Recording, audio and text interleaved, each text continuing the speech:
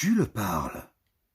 Quand je disais péremptoire que c'était plus compliqué que ce qu'un simple flic est capable d'imaginer.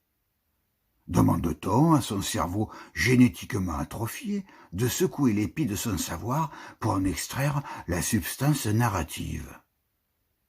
C'est comme à tir policière, on est plus près du mou avant piquette que du Munster retravaillé à la lumière de la tradition.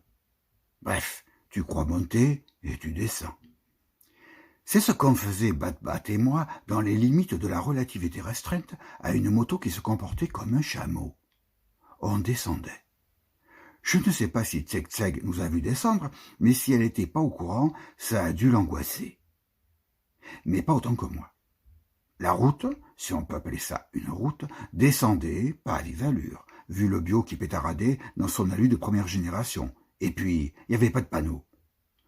Que la route et nous à l'inverse de la direction qu'on était censé explorer, pour savoir combien ça faisait A plus B en algèbre mongole, le fait est qu'après avoir traversé une plantation de yourtes, on s'est retrouvé dans un quartier plutôt chic si on admettait enfin qu'on se trouvait à Oulan-Bator, ancienne Urga célèbre encore aujourd'hui, pour sa version complète et définitive du carcan chinois voisin.